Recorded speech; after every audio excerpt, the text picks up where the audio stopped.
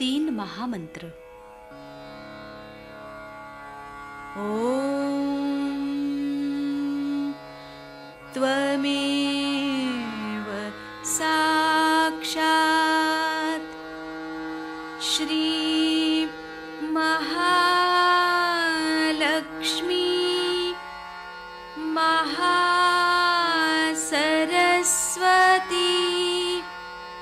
महाकाली त्रिगुणात्मिका कुंडलिनी साक्षात् श्री आदिशक्ति माताजी श्री निर्मला देव्यै नमो नमः। ॐ त्वमेव साक्षात् श्री कल्की साक्षात् श्री आदिशक्ति माताजी श्री निर्मला देव्यै नमो नमः। ॐ त्वमेव साक्षात्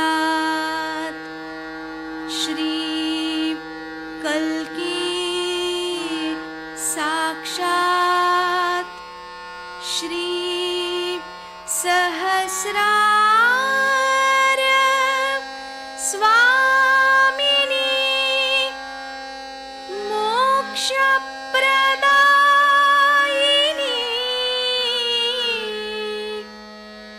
माताजी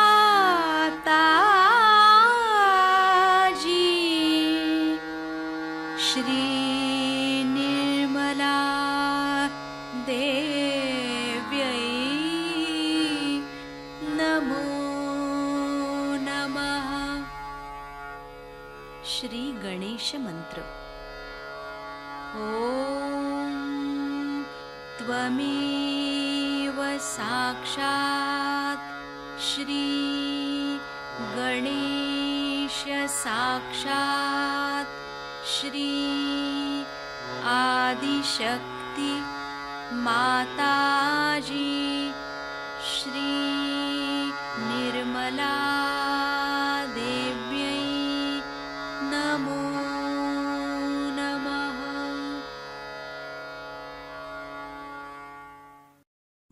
जय श्री माता जी।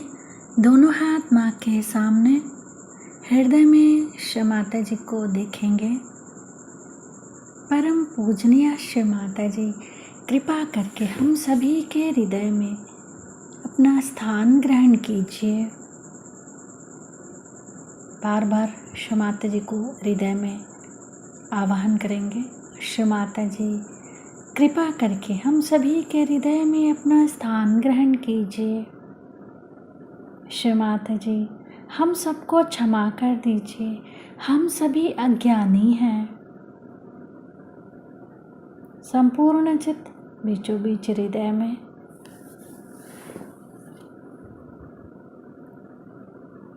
क्षमा रूपेण संस्थिता या देवी सर्वभूतेषु क्षमा रूपेण संस्थिता नमस्तस्यै नमस्तस्यै नमस्तस्यै नमो नमः।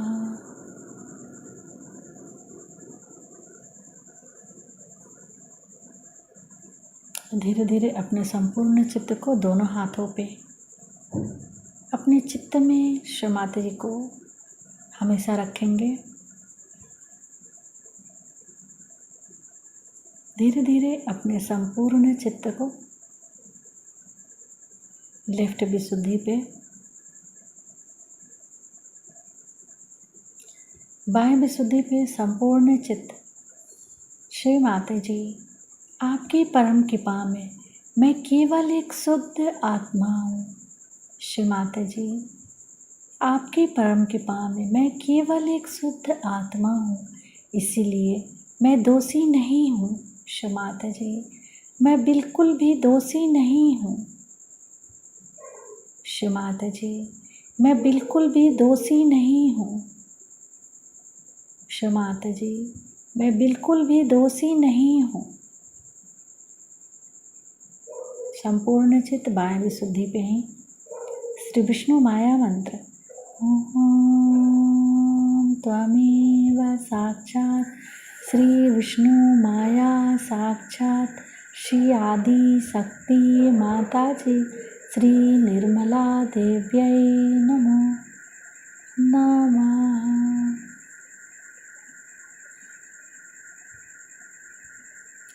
बाह्य विशुद्धि पर अपने चित्त को क्लॉकवाइज घुमाएंगे 7 टाइम्स।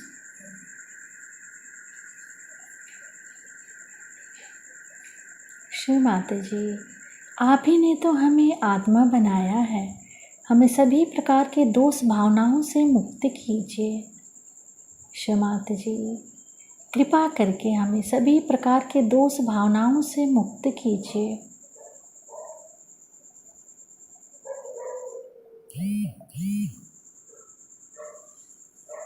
धीरे धीरे अपने संपूर्ण चित्त को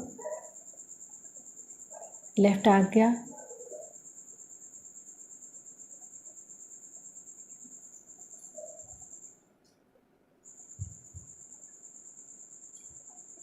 फिर सहस्त्रार। सहस्त्रार पे माँ के श्रीचरण कमलों को देखेंगे। माँ के श्रीचरण कमलों की परिक्रमा सहस्त्रार पे करेंगे 7 टाइम्स।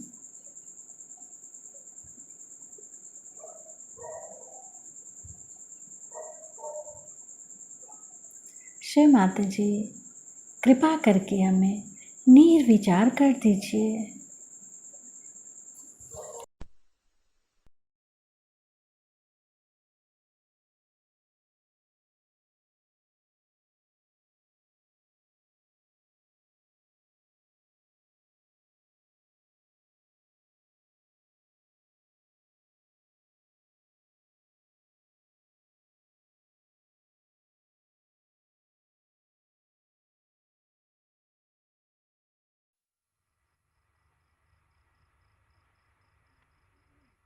ये तो हमने सोचा भी नहीं था।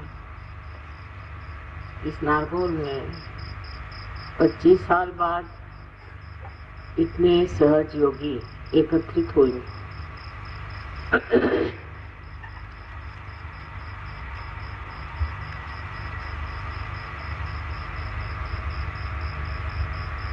जब हम यहाँ आए थे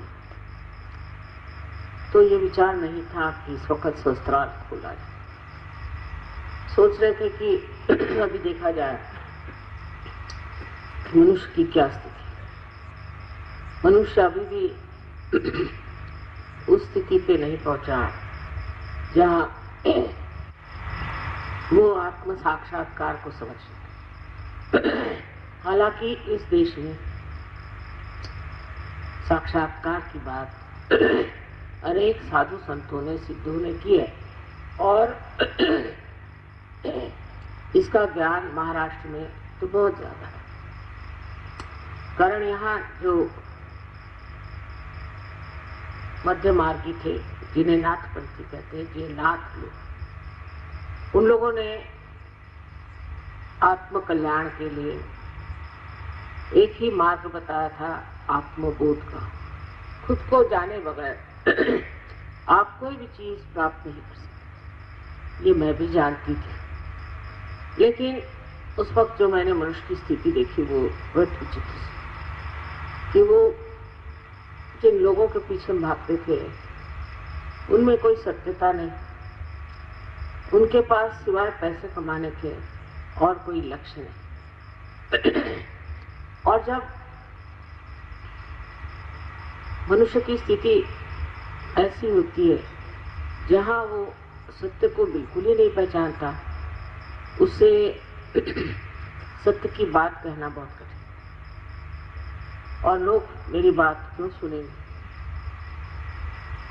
बार बार मुझे लगता था कि अभी और भी मानव को बढ़ना चाहिए, किंतु मैंने देखा कि कलयुग की बड़ी घोर यातनाएं लोग भोग रहे हैं। एक तो पूर्व जन्म में जिन्होंने अच्छे कर्म किए, उन लोगों को भी वो लोग सता रहे थे जिन्होंने पूर्व जन्म में बुरे कर्म किए। उसमें ऐसे भी लोग थे जो पूर्व जन्म के कर्मों के कारण बहुत त्रस्त थे, बहुत तकलीफ में, और कुछ लोग ऐसे थे कि जो वही पूर्व जन्म के कर्म लेकर के राक्षसों जैसे संसार में, और वो किसी को छलने में, सताने में, उसकी दुर्दशा करने में कभी भी नहीं चाहते।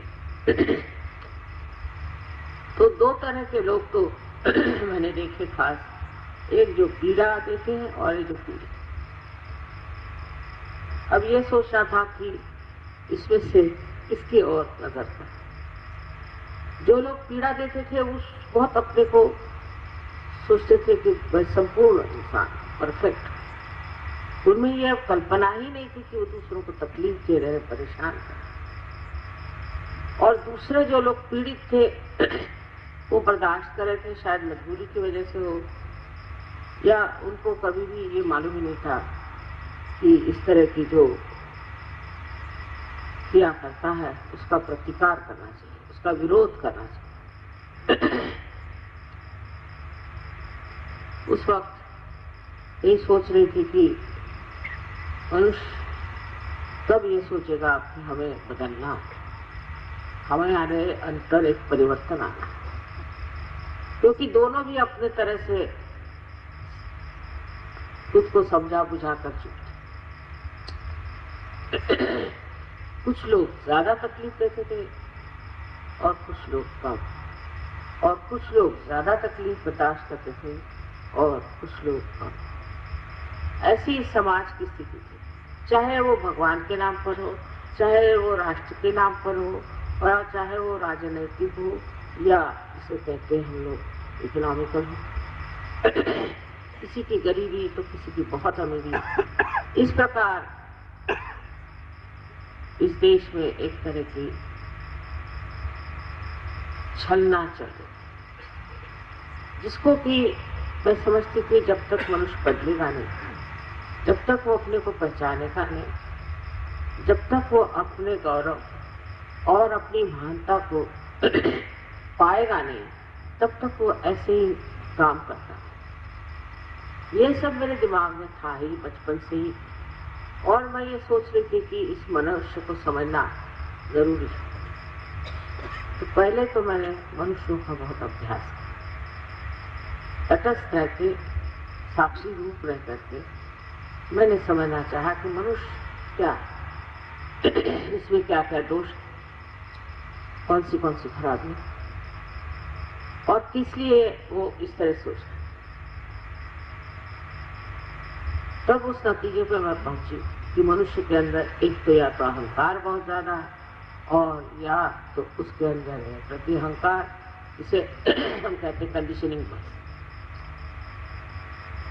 और इन दोनों की वजह से उसके अंदर संतुलन नहीं, बैलेंस नहीं। जब तक संतुलन नहीं आएगा तो कुंडलिनी उठेगी कैसे, ये भी एक बड़ा भारी प्रश्न। लेकिन जब मैं यहाँ नारगोल में आई तो वो कुछ विचित्र कारणों के कारण एक बहुत दुष्ट राक्षस यहाँ पर एक अपना शिविर लगाया बैठा, और उसने हमारे पति से तय करके कहा कि उनको जरूर भेजिए, उनको जरूर भेजिए। मुझे वो आदमी जरा भी पसंद, तो भी पति के कहने से मैं आई, और जिस बंगले में अभी रह रही शायद उसी में वास्तविक है, वहीं रहे। उससे पहले दिन की बात है कि मैं जब एक पेड़ के नीचे बैठे देख रही थी इनका तमाशा, तो मैं हैरान हो गई कि ये महाशय सबको मंत्रित करके मेस्मराइज कर रहे थे। कोई लोग चीख रहे थे, कोई लोग कुत्ते जैसे भौंक रहे थे, तो कोई जो है शेर जैसे बड़े दहाड़ रहे थे। मेरी समझ में आ गया कि इनकी पूर्व योनियों में ले जा रहा है और इनके जो कुछ भी सुप्त चेतन है, जिसे हम कहते हैं सबकॉन्शियस माइंड, उसको जगाना। तब मैं घबरा गई। मैंने ऐसे बहुत झूठे लोगों को भी पहले देखा था। ये करते क्या है, ये तो पता होना चाहिए ना कि ये करते क्या है, किस तरह से क्या धंधा करते हैं। और इन सबको मैंने एक चीज से देखा कि ये बड़े भयभीत लोग, इनके साथ बंदूकें रहती थी, इनके साथ इनके गार्ड्स रहते थे। मैंने सोचा कि अगर ये कोई परमात्मा का कार्य करते हैं तो उन्हें इन सब चीजों की जरूरत है। और बेतहाशा पैसा लूटे, करोड़ों में इन्होंने पैसे लूटे लोगों से, झूठ बोले। तो ये तो दो बातें मेरी नजर में आई। मैंने सोचा ये तो कलयुग की ही महिमा है कि ऐसे दुष्ट लोग अब भी पनप रहे हैं। तब इसका इलाज यही है कि मनुष्य की जो चेतना जागरूक हो, उसके अंदर सुबुद्धि आ जाए और वो समझ ले कि ये सब गलत चीज है और ये सब करने से कोई लाभ नहीं। इसलिए मैंने ये देखा कि जिस समाज में मैं रहती थी, उस समाज में लोग हर मिनट ऐसा काम करते थे जिससे उनका नाश हो, जैसे शराब पीना, औरतों के पीछे भागना और तरह तरह की चीजें। और बहुत ही ज्यादा पैसे का लगाव उन लोगों में। और बात करते वक्त वो लगता नहीं था कि वो नेचुरल बात कर रहे, कुछ अजीब सा बंठन के ड्रामा करके बात कर। मैं सोचती थी मनुष्य को क्या होता है, ऐसे क्यों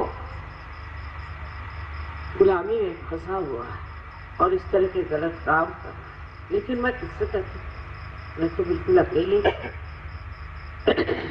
उस वक्त जब हम यहाँ आए तो यही मेरी एक उलझन थी कि क्या किया।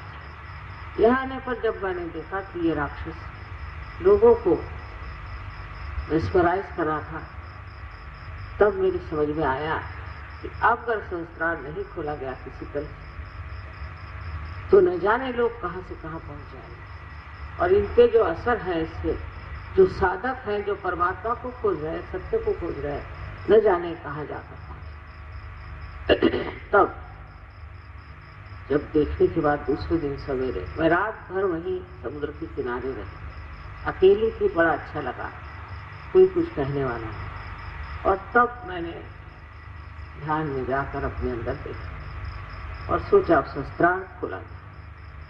और जैसे मैंने इच्छा की कि अब शस्त्रार्थ का ब्रह्मरंध्र खुल जाए, ये इच्छा करते ही कुंडलिनी को मैं अपने अंदर देखती क्या हूँ कि जैसे टेलीस्कोप होता है उस तरह से वो खट खट खट खट खुलती हुई चुप चली। उसका रंग ऐसा था जैसे ये जितने भी यहाँ पर आपने दिए लगाए हुए हैं, इन सब दियों का रंग मिला लीजिए इस तरह। जैसे कि जब लोहा तपता है तो उसका रंग। और तब मैंने देखा कि उसके अंदर उस कुंडलिनी का जो बाहर का यंत्र था उस तरह से खुलता गया। हर एक चक्र पे खट खट आवाज आई और कुंडलिनी में जाकर और ब्रह्मरंध्र को छेद दिया। सो मेरे छेदने की तो कोई बात नहीं थी, लेकिन मैंने देखा कि विश्व में अब बहुत आसान हो जाए। और उस वक्त मुझे ऐसे लगा कि ऊपर से जो कुछ भी शक्ति थी वो मेरे अंदर पूरी तरह से एक ठंडी हवा जैसे चारों तरफ से आ गई। तो मैं समझ गई कि अब कार्य को शुरू करने में हर्ज, क्योंकि जो उलझन थी खत्म हो गई और निश्चित, बिल्कुल निश्चित होकर के मैंने सोचा कि अब समय आ गया। आखिर होना क्या, ज्यादा से ज्यादा लोग मारेंगे, पीटेंगे, ज्यादा से ज्यादा हंसेंगे, मजाक करेंगे और उससे आगे हो सके तो मार डाले। इसमें डरने कोई बात ही नहीं, ये तो करना ही है, इसी कार्य के लिए हम आए हैं संसार में। क्योंकि सामूहिक चेतना करना, कलेक्टिव कॉन्शियसनेस को जगाना, मैंने सोचा कि जब तक लोग आत्म साक्षात्कार को प्राप्त नहीं करते, अपने को नहीं जानते, तब तक ये कार्य असंभव। और सब दुनिया भर की चीजें कर लो, उसे कोई फायदा नहीं। इसलिए इस कार्य को मैंने सबसे पहले एक काफी बूढ़ी स्त्री थी जो कि हमें बहुत मानती थी, और वो पारा, तब मुझे संतोष हो। मैंने कहा चलो एक तो पार हुए, इस कलयुग में किसी को पार करना कोई आसान है। जब एक पार हुई तब मुझे लगा कि हो सकता है कि और बहुत से पार हो जाए। पर सामूहिक चेतना के लिए चेतना देना तो बहुत आसान था, एक इंसान को पार कराना बहुत आसान था, एक आदमी को ठीक करना बहुत आसान था, पर कलेक्टिवली सामूहिक में ये कार्य करने के लिए फिर जो मैंने मनुष्यों के बारे में अनुभव किया था, उस पर थोड़ा सा काम ऐसा कि मैं जब देखूं कि किसी आदमी में एक दुर्गुण है, या उसके अंदर कोई तकलीफ है, या उसके अंदर कोई कंडीशनिंग है, तो उसको निकालने के लिए क्या करना चाहिए। क्योंकि एक आदमी को एक परेशानी, दूसरे को दूसरी, तीसरे को तीसरी।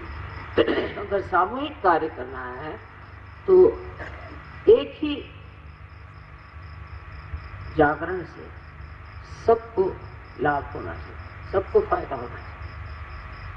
अब ये मैं आपको समझा नहीं सकती कि कब समय है कि सामूहिक चेतना का जो कार्य किसी ने नहीं किया करती, ये बात सही है। वो मैंने बहुत ध्यान धारणा से प्राप्त किया। अपनी कुंडलिनी को चारों तरफ घुमा के, अपने कुंडलिनी को बार बार लोगों पर उसका असर डाल के, और बिल्कुल इस मामले में कोई भी नहीं जानता मेरे अंदर क्या शक्तियां हैं, मैं कौन हूँ, कोई जानता। हमारे घर में भी कोई नहीं जानता,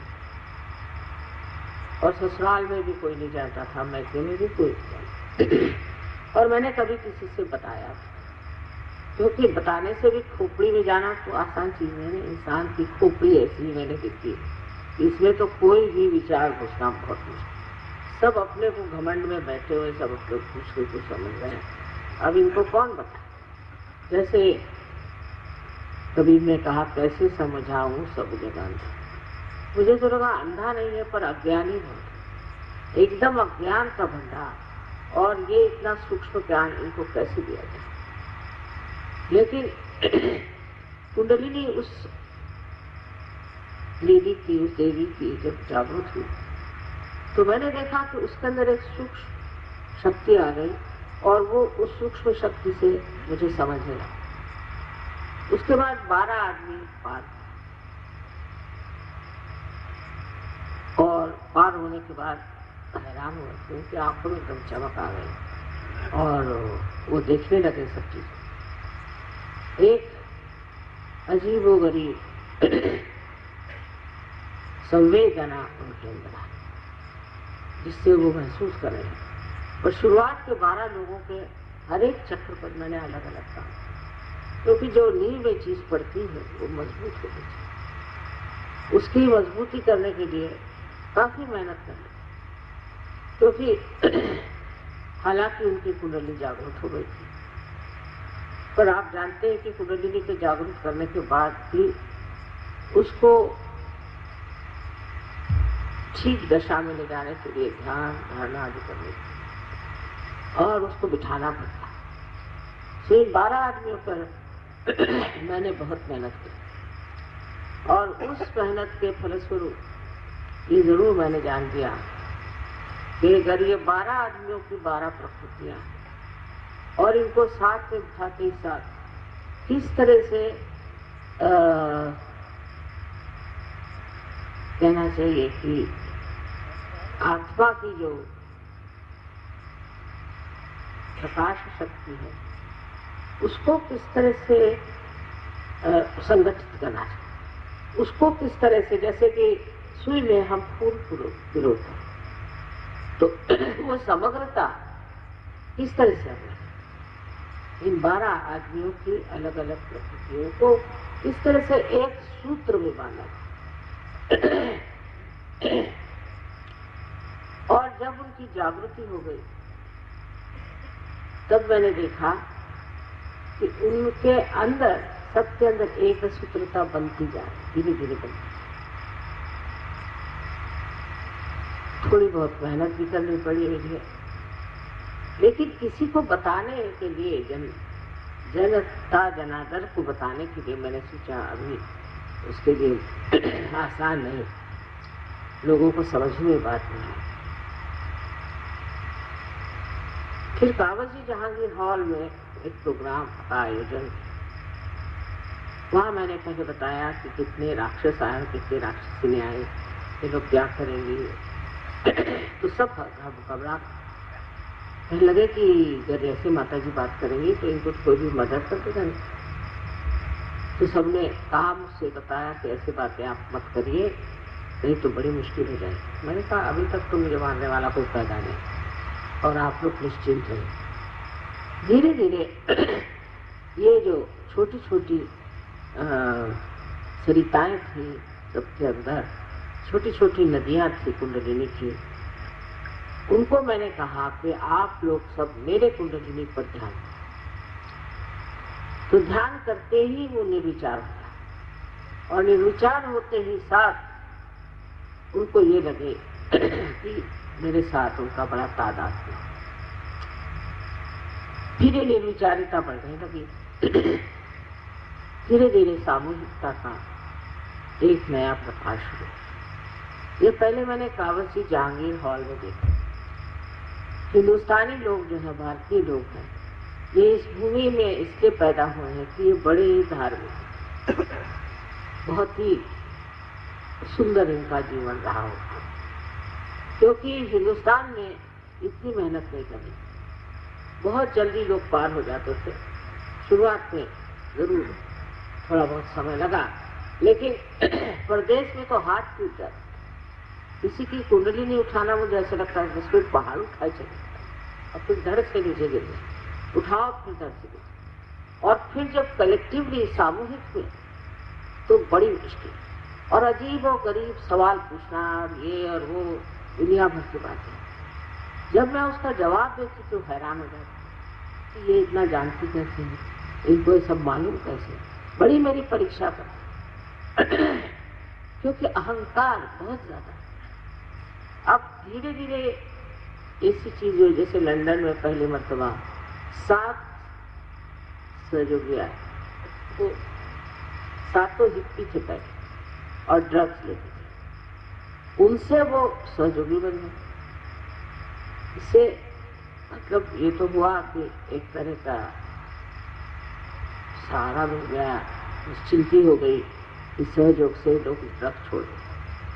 लेकिन अब ये ड्रग एडिक्ट्स को चुकाने लगाना कोई आसान है, उसे एक अच्छा ही, क्योंकि उन पर जो हमने मेहनत करी उससे एक अनुभव आ गया।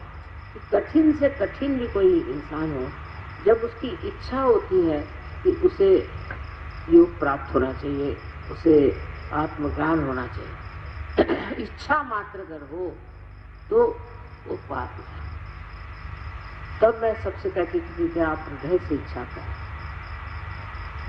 कि आपको आत्म साक्षात्कार चाहिए, बस उसी पर लोग फट से पार हुए। उसमें अनेक देशों के अनुभव हैं मेरे पास, जिससे जैसे रशिया है या यूक्रेन है या रोमानिया, ये देशों का मेरे ख्याल से हमारे देश से कभी संबंध रहा होगा जबरदस्त। और यहाँ से नाथपंथी जैसे मच्छिंद्रनाथ, गोरखनाथ, ये लोग गए होंगे जरूर, क्योंकि इनके यहाँ जो चीजें मिली मुझे, उससे पता हुआ कि ये लोग कुंडलिनी के बारे में ईसा से 300 साल पहले से जानते। तब ये समझ में आया कि ये लोग इतने जल्दी पार कैसे हो जाते। महाराष्ट्र में बहुत काम किया नाथपंथियों ने, और मैंने भी बड़ी मेहनत, पर दुख की बात यह है कि जो चीज नॉर्थ इंडिया में हम कर पाए वो महाराष्ट्र में अभी भी बने हैं। समझ में नहीं आता जहाँ पर संतों ने अपना खून डाला। और हर एक महाराष्ट्रियन को मालूम है कि नाथ कौन थे, उन्होंने क्या कार्य किया, क्या और पता नहीं क्यों कि जो चीज मैंने नॉर्थ इंडिया में पाई, पहले तो मैं दिल्ली को बिल्ली ही कहती थी, सालों मेहनत की वहां भी, लेकिन उसके बाद जो सहयोगी वहां मिले हैं, जिस तरह से सहयोग फैल रहा है, इस पे मुझे बड़ा आश्चर्य, उतना प्रवाह देख करके यह आश्चर्य होता है कि जहाँ पर इतना संत साधुओं ने काम किया है, इतनी मेहनत की है, और बचपन से हम लोग यही सीखते आए, पढ़ते आए, यहाँ पर सब लोग यही बातें करते थे। उस महाराष्ट्र में सहयोग उतना गहरा नहीं बैठा जैसा कि नॉर्थ में है। इसका क्या कारण हो सकता है? एक ही मुझे लगता है कि जब पहले ही से सब चीज मालूम है तो उसके प्रति जो है अवज्ञा हो जाती, इधर इंडिफरेंस हो जाती। संस्कृत में एक श्लोक है, गति परिचयात अवज्ञा संतत गमनात अनादरो भवति प्रयागवासी कूपे स्नानम समाचर। कि जब बार बार आप कहीं जाते हैं, बार बार आप किसी से मिलते हैं तो आपका अनादर होने लगता है, फिर आपका आदर नहीं रहता। क्योंकि प्रयाग में रहने वाले लोग, इलाहाबाद में रहने वाले लोग, गंगा जी में नहाने की जगह त्रिवेणी का संगम है, वो लोग घर में जो कुआं उसमें नहाते हैं, और लोग दुनिया भर से जाते हैं वहां हफ्ते उठा करके नहाने। यही बात शायद हो कि जो इतनी मान्यता सहयोग को नॉर्थ में मिली। यहाँ भी ऐसा नहीं कि यहाँ सहयोगी नहीं, महाराष्ट्र में भी बहुत सहयोगी हैं और बहुत कार्यान्वित भी हैं, पर सहयोग के प्रति जो समर्पण चाहिए वो मैंने तो कमी देखा, पता नहीं शायद पड़ेगा। समर्पण का मतलब है कि हमें सहयोगी पद जो मिला है, उस सहयोगी पद को हम किस तरह से इस्तेमाल, वो सिर्फ हम अपने लाभ के लिए, अपनी तकलीफ के लिए, अपने ही परिवार के लिए सोचते हैं या सारे संसार के लिए सोचते हैं। ये कुछ समझ में नहीं आता कि महाराष्ट्र की जो संस्कृति है और जो महाराष्ट्र के धर्म की इतनी गहन छाप है, उस महाराष्ट्र में सहयोग इतना नहीं बना। और गुजरात में जहाँ नारगोल में हमने ब्रह्मरंध्र खोला, वहाँ तो बहुत ही था। गुजरात के लोग तो बड़ी समझ में नहीं आते, बहुत मेहनत की, गुजरात भी गए, पर सबसे ज्यादा महाराष्ट्र में मेहनत की, क्योंकि आज यहाँ महाराष्ट्रीय लोग बहुत हैं। मुझे कहना ये है कि सहयोग को बढ़ाने के लिए सबसे पहले आप ध्यान धारणा करें और गहरे, जब गहरे आप उतर जाते हैं तब आपको लगता है कि मैं ही क्यों इसका मजा उठाऊं और लोग भी इसका मजा उठाएं। और जब ये भावना अंदर आती है तो सहयोग फैलता है, और उसके बाद मनुष्य जो है अपने जीवन में यही सोचता है कि दूसरों को सुख देना, दूसरों को आनंद देना, इससे बढ़ के और कोई चीज, और सब चीजों को भूल जाता। ये जब होता है तब सहयोग बढ़ता है। रात दिन वही चिंतन, रात दिन वही सोचना, इसमें मजा आता है। आज यहाँ देखकर मैं बहुत खुश हुई कि सारे दुनिया से यहाँ लोग आए। इसके अलावा और भी लोग जो कहना चाहिए कि परदेश से तो आए हैं, अब यहाँ के लोग आए हैं, और दिल्ली वगैरह से दिखते लोग हैं। ये कम से कम एक बड़ी मुझे आनंद की बात लगती है कि इस कठिन जगह आप लोग कैसे सब पहुंचे। ये तो प्रेम की महती है, और ये सिर्फ प्रेम में आप लोग, ये बहुत बड़ी चीज है। लेकिन इसमें बस फर्क ये है कि जिस तरह से सहयोग, अब देखिए कोल्हापुर में कितनी मेहनत की, कोल्हापुर में बहुत मेहनत की, लेकिन कोल्हापुर में सहयोग बहुत कम, आश्चर्य की बात, ऐसा क्यों होता है? उन्होंने कहा पंढरपुर में 800 से जगह, पर ऐसा बाहर नहीं। गाजियाबाद में जाओ तो 15,000, फिर आप और फरीदाबाद में जाओ तो 16, आप हरियाणा में जाओ तो वहाँ 25,000, तो हजारों की बात है। और महाराष्ट्र में ये कि 800 आदमी यहाँ है, 500 आदमी वहाँ है, 700 आदमी।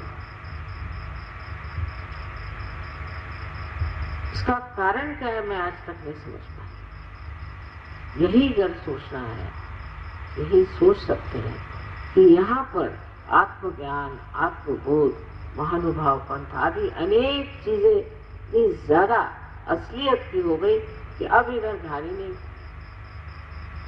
ऐसे इन लोगों को महाराष्ट्र में पैसे की ललक नहीं, जैसे आपको गुजरात में, उत्तर प्रदेश में भी, उत्तर भारत में भी काफी पैसों के, महाराष्ट्र में बात सुबह से शाम वो भगवान के 4 बजे उठ करके ध्यान करना, ये करना, वो करना चले, पर उसमें एक तरह की मैकेनिकल बात है। उसमें हृदय से करें, भक्ति से करें और उस भक्ति को बांटने की कोशिश करें। ये महाराष्ट्र को करना चाहिए। माना मैंने कि महाराष्ट्र में ही हमारे गणपतिपुरे का प्रोग्राम होता है और महाराष्ट्र में काफी अच्छे सहयोग, गहरे, बहुत गहरे, यहाँ की युवा शक्तियाँ भी बहुत अच्छी। लेकिन तो भी मैं कहूँगी कि जिस तरह से सहयोग नॉर्थ में फैला है, अब जहाँ देखो बाराबंकी में है, हमारा उन्नाव जहाँ ससुराल वहाँ, हर जगह, हर एक गांव में, हर जहाँ एक आदमी पहुंच गया सबसे, जैसे कोई सूखी हुई लकड़ी रहती है, उसमें जरा सी चिंगारी पड़ जाए तो आग लग जाती, इस तरह से। ये आखिर किस कारण इतने जोरों में बह रहा है समझ में नहीं आता। और जो हो जाते हैं वो कोई सवाल नहीं, कुछ नहीं। पर महाराष्ट्र में सवाल बहुत कुछ है, क्योंकि पोथियां सब पड़ बैठे हैं घर में, रोज एक एक को आप देखिए किसी महाराष्ट्र में क्या कम से कम 10 गुरुओं का फोटो, उसमें से सच्चे शायद एक आध दो ही हो, और सब तरह की मूर्तियां। गणेश जी का वास यहाँ, 4 यहाँ गणेश जी बैठे, जैसे कहने चाहिए कि वैसे तो अष्टविनायक कहते हैं, पर 4 मैं इसलिए कह रही हूँ कि एक एक गणेश के 2-2 एस्पेक्ट या 2-2 तरीके विशेष अलग अलग यहाँ। अब उसके बारे में महाराष्ट्र जानते हैं, वहाँ जाएंगे, गणेश पूजा करेंगे, वो फिर यहाँ पर 3 देवियों का प्रादुर्भाव, ये सब होते हुए भी वहाँ जाएंगे, मंदिरों में जाएंगे, महालक्ष्मी मंदिर में जाएंगे, रोज वो सब करें। और अब जब सहयोग में आए हैं तो अब छुट्टी हो गई, कुछ भी नहीं कर रहे। ये बड़े आश्चर्य की बात है आज, क्योंकि यहाँ बहुत से महाराष्ट्रीयन आए हैं। मैं बताना चाहती थी कि देखिए दिल्ली से न जाने कितने लोग, इतने लोग कभी भी महाराष्ट्र से कहीं नहीं गए। मराठी में उनको घर कोमड़े कहते हैं, माने वो बस अपने देश में। बम्बई वाले आपको कभी नहीं दिखाई देंगे पूना में जाता, और पूना वाले तो उनको एक तरह का बूंद चिपका।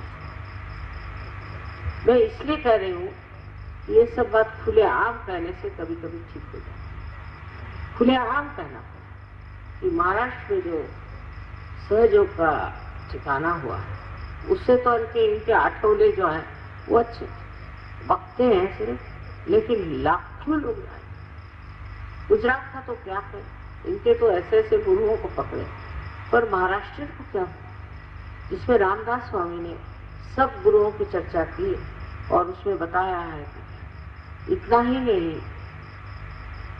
सबसे तो बड़ा मैं कहूंगी ज्ञान देव ने इतना साफ सहयोग समझाया, रोज वही गाते हैं ना। और नामदेव ने जो लिखा हुआ है जोगवा का गाना, वो रोज देहातों में गाते कि हमको माँ तुम योग दो। पर वो योग करने के लिए उनके फुर्सत नहीं। आप किसी गांव में जाओ, वहां खूब भीड़ हो जाए जब मैं जाऊं, उसके बाद अगर 2 आदमी भी मिल जाए तो बड़ी हैरानी। तो मैं ये कहूंगी कि महाराष्ट्र लोगों को चाहिए कि कुछ इन लोगों के लिए प्रार्थना करें, हवन करें, कुछ न कुछ ऐसी सामूहिक चीज करें, इससे महाराष्ट्र की जागृति वैसी हो जाए जैसे उत्तर भारत में हुई है, जैसे कि रशिया में। वैसे समर्पित जो है वो बहुत अच्छे हैं, लेकिन अभी सहयोग क्यों बढ़ता नहीं, ये मेरी समझ में नहीं आया। बहुत धीरे धीरे। कोल्हापुर जगह में न जाने कितनी बार पूजाएं हैं, देवी का मंदिर बहुत सुंदर है, सब कुछ है, पर वहां पर इतनी गहनता नहीं। उसके लिए सामूहिक रूप से सब लोग ध्यान दें, क्योंकि महाराष्ट्र बहुत बड़ा देश है, बहुत ऊंचा देश है, और धर्म की दृष्टि से जो है सो है, पर आध्यात्म की दृष्टि से बहुत ऊंचा देश है। और इसलिए सबको चाहे कि वो महाराष्ट्र के लिए थोड़ी सी जागृति की बातचीत करें। ऐसे कोई झगड़ा नहीं है, कोई परेशानी नहीं है, लेकिन जो सहयोग बढ़ना चाहिए वो न जाने आज तक तो इतना बढ़ा नहीं, हो सकता है आगे चल जाए। अब जो आप लोग इतने यहाँ आए, इससे न जाने क्यों ये एक अजीब तरह की अनुभूति हुई कि किस तरह से 25 साल में इस छोटी सी जगह में आप लोग आए। 25 साल तक हमने मेहनत की, ये मैं बात मानी, मेहनत बहुत की, पर 25 साल के बाद इतने लोग इस नारगोल का महत्व समझेंगे और यहाँ आएंगे, ये बड़ी आश्चर्य है। नारगोल हमारे सहयोग में मतलब होता है शस्त्रा।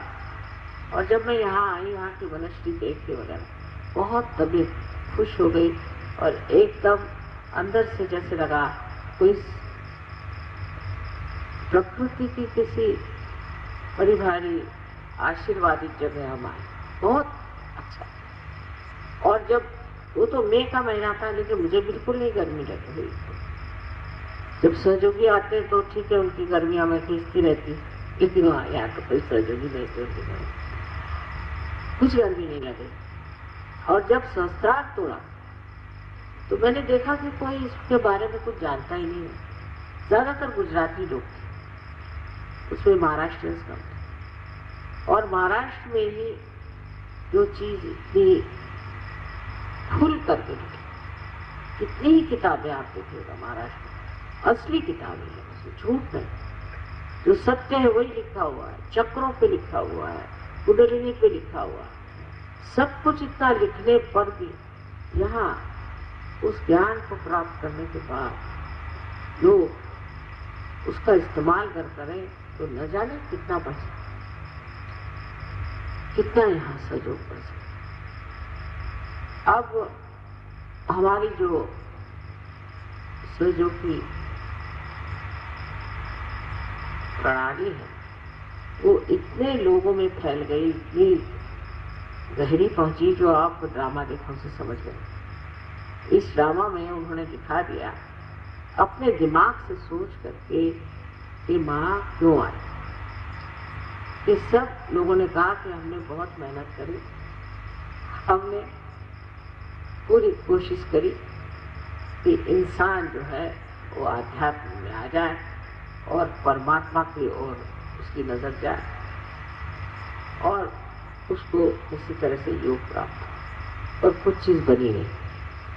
इसलिए अब हम देवी से कहते हैं कि तुम ही अवतरण लो, आदिशक्ति से कहते तुम ही अवतरण लेकर के जो तुमने ये संसार बनाया है उसको ठीक है। बिल्कुल पते की बात, इसमें कोई शक नहीं। और हुआ भी ऐसे और बना भी ऐसे, सारा जो कार्य है इस तरह से बड़े सुचारू रूप से बन रहा।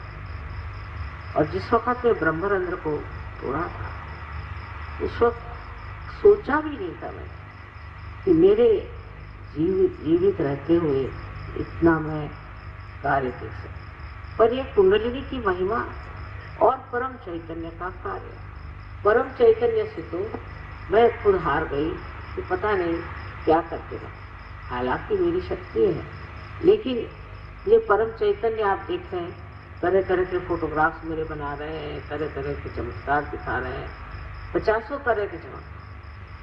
जैसे मेक्सिको में एक स्त्री थी, वो यूएन में काम करती थी, न्यूयॉर्क में, वहाँ मुलाकात हुई थी, उसके बाद वो पार भी हो गई और वो मेक्सिको चली गई, वहाँ नौकरी मिल गई यूएन में। उससे चिट्ठी लिखी कि मेरे लड़के की तबीयत बहुत खराब हो गई है, छोटा लड़का है, उम्र में बहुत छोटा है, और ये बीमारी हमारे खानदान में होती है जब लोग बिल्कुल बुढ़े हो जाते हैं, और इस बच्चे को इतनी छोटी उम्र में हो गई और अब ये बच नहीं सकता। इसके लिए माँ मैं क्या करूँ, मैं उसे ले आऊँ। 3 चिट्ठियाँ हुई, ये परम चैतन्य की बात बता। और चौथी चिट्ठी में उसने लिखा कि लड़का अपने आप से ठीक हो। वो हार्वर्ड यूनिवर्सिटी पर एकदम ठीक हो गया, उसकी बीमारी एकदम ठीक हो गई। डॉक्टर किया क्या तुमने, वो कैसे ठीक हो? तो ये परम चैतन्य जो है, इससे बढ़ के कोई डॉक्टर भी नहीं, और जिस तरह से ये काम करते हैं एक कमाल है। तो अब किसी ने पूछा कि ये गणेश जी दूध पी रहे, ये क्या है? ये मैंने कहा भाई ये परम चैतन्य कृति युग में आ गए और कार्य करने का। अब ये जो करे सो काम। गणेश जी को दूध पिलाएंगे, वो शिव जी को दूध पिलाएंगे, इसको कुछ कह सकते हैं? कौन सी बात जो है वो परम चैतन्य नहीं कर सकते? हर तरह का वो काम करते हैं। एक साथ थे कनाडा में, ये भी काफी पुरानी बात है। सो उन्होंने मुझे चिट्ठी लिखी कि माँ मेरे पास पैसे नहीं हैं और इस कार्य के लिए इतना रुपया चाहिए। मैं कहा अच्छा कोई बात नहीं। दूसरे दिन उसने फोन किया कि माँ मुझे रुपया मिल गया। कैसे? मैंने ड्रॉर खोला तो उसमें रुपया रखा। मैंने भगवान, मैंने तो रुपया भेजा, इसको रुपया कहाँ से? उसने कहा कि जितना मुझे चाहिए था एग्जैक्टली। ऐसे तो बहुतों को अनेक अनुभव आए, अनेक अनुभव आ रहे हैं, क्योंकि परम चैतन्य जो है वो आशीर्वाद स्वरूप, हर जगह आपको आशीर्वाद, शांति देगा, प्रेम देगा, हर तरह को आपको संभालेगा, सब कुछ है। लेकिन उनकी जो चाल है ना, उसमें बहुत स्पीड आ गई। मेरे खुद ही नहीं समझ में आता कि ये इतने कार्य कैसे करते। अमेरिका जैसी जगह जहाँ के लोगों को बिल्कुल भी कहना चाहिए सूझबूझ ही नहीं है अध्यात्म। इस टाइम अमेरिका में इतना बड़ा प्रोग्राम हुआ, इतने बड़े हॉल में लोगों को बैठने की जगह नहीं थी, और 5 मिनट में सब लोग पार होता, 5 मिनट। वहीं फिर लॉस एंजलिस में मैं हैरान हूँ, ये लोग इतने मूर्ख हैं, इनके साथ ऐसे कैसे? 5 मिनट। फिर कनाडा गए, वहीं भी 5 मिनट। उससे आगे गए, वहां भी 5 मिनट। कुछ समझ में आए नहीं क्या होता। तो परम चैतन्य की कृतियां भी बढ़ गई हैं, इतने तरह तरह की हो गई हैं कि कोई समझ नहीं सकता क्या बात है। और ये किस तरह से घटित होता है, अगर कोई मुझसे पूछे तो मैं समझ नहीं सकती। अब किसी ने मेरा फोटो दिया कि मैं चाहती हूँ कि जिस तरह से माँ के बारे में कहा जाता है कि उनके चरणों में चांद और सर पे सूरज, वैसा फोटो मुझे। और वाकई में ऐसा फोटो आप लोग जिस चीज की इच्छा करें वो हो जाए। इसको क्या कहना चाहिए? इस परम चैतन्य की अपनी शक्ति जो है इतनी सुचारू रूप से चलती है और इस कदर जानती है, हर एक की तकलीफ परेशानियां बड़े प्यार से दुलार से उसको ठीक है। इस परम चैतन्य की जो गति है, आज तक तो आपने आदि शक्ति की पूजा की है, उसी वक्त आपने उस परम शक्ति की भी, इसे की परम चैतन्य कहते हैं, रूह कहते हैं, इसकी पूजा की। यहाँ पर जब मैं आए तो मैंने उसी का प्रादुर्भाव सब जगह देखा और सोचा कि यहाँ कुछ न कुछ देवी ने आशीर्वाद दिया हुआ पहले ही, और वाकई में यहाँ इतने जल्दी खट से जो कार्य हुआ, इतना बड़ा, इतना महान, वो मेरी समझ में नहीं आई। ऐसा इतने जल्दी क्यों हो? ये वही परम चैतन्य है। अब कहिए कि मेरी शक्ति है, लेकिन मैं ही मेरी शक्ति को नहीं जानती हूँ, ऐसा हाल हो। इतने जोरों में दौड़ रही है कि समझ में नहीं आता कि अब क्या करेगी और आगे क्या। मतलब ये है कि ये जो शक्ति है ये इतनी अब आतुर है, इतनी लालायित है कि संसार में ये जो विश्व का परिवर्तन है, ग्लोबल ट्रांसफॉर्मेशन है, उसको करने में बिल्कुल देर नहीं करना। पर जो इसमें आएंगे और जो इसके लिए करेंगे वही प्राप्त कर सकते। अब महाराष्ट्र में यही मैं आपको बताना चाहती हूँ, ये शक्ति कार्यान्वित हो रही बड़े जबरदस्त, और आप लोगों को सबको चाहिए कि इसमें पूरी तरह से आप जान ले, समझ ले इस शक्ति की जो कार्य करने की प्रणाली है, उसे समझ और उसके माध्यम से आप काम कर सकते। और अगर वो आप इस्तेमाल करना शुरू कर दें इस शक्ति को, तो हर कार्य को आप कर सकते। अगर कोई आदमी आपको सता रहा है तो उसको भी एक तरह से बंधन दे सकते हैं। कोई कार्य करना हो उसको बंधन दे सकते हैं, सिर्फ बंधन। और बंधन में क्या करते हैं, आपकी ये जो शक्ति आपके अंदर से बह रही, उस शक्ति को ही आप लपेटते हैं और उस शक्ति को, उस जो भी आपको प्रश्न है, जो भी आपके लिए एक प्रॉब्लम है, उसको आप बंधन दे देते, वो शक्ति उस पर कार्यान्वित होती है। आपके पास ये शक्ति, आप इतने शक्तिशाली हैं, अगर आप इसको इस्तेमाल करें तो न जाने कहाँ से कहाँ। तो मनुष्य खोया और पार होने के बाद भी अभी जब तक हम लोग इसको वो चीज विशेष न समझे, तब तक सहयोग फैलना बड़ा मुश्किल। रूमानी आदेश जिन्होंने कभी सुना ही नहीं कि आदिशक्ति नाम की क्या चीज है, ऐसा मैं सोचती हूँ, वहाँ सहयोग इतने जोर से फैले, बड़ा आश्चर्य। वहाँ 5000 सहयोगी एक शहर, अब तो और बढ़। वही चीज इस महाराष्ट्र में होना चाहिए। और बार बार मुझे इसकी चिंता लगी रहती है कि ये चीज महाराष्ट्र में क्यों नहीं सहयोग इस तरह से फैल रहा जैसा फैलना चाहिए। बड़े बड़े शहर हैं, बड़ी बड़ी जगह हैं, वहाँ ये कार्य होना। तो आज के दिन एक बहुत बड़ी बात हुई है कि 25 साल इस चीज से जूझते जूझते इस दशा में हम आ गए कि यहाँ पर इस जगह आप लोग आए हैं, इसका गौरव बढ़ाने, इसकी महत्ता बढ़ाने और इसको पुनीत करें। मेरे देश वो शब्द है, तो मैं सोचती हूँ तो जी मेरा भर आता है आप लोगों को, कहाँ कहाँ से आप लोग आए। I'm sorry I have to speak in this language because most of the people only know this language. And some of them know only Marathi, but they know something about Hindi language. But I'm sorry I don't know French. And I don't think in this lifetime I will be able to learn. So I have to speak in this language, which you can get it translated and understand. I've told them how I came here just by chance. And there I found somebody trying to use mesmerism on people. That was the time I decided we have to open the circle. And that's what I did in a very surge manner. I must say, it was just I desired that now the Sahasrara must be open, that's all. I didn't do anything. And once the Sahasrara was open, I was amazed how I also knew how the human beings can give realization to us. Even human beings could give collective realization. Of course, they have to use the photograph, which we can say that is niralamba. The word is niralamba, means we should not have any alamban. Niralamban, without any alamban, depending on anything. But it is nira. Nira alamban, I am nira, so that sounds so that. You see, it's a very confusing word. So this is what it is. You have to use my photograph. I don't know so far anybody who has been able to give up the photograph and call himself surgeon.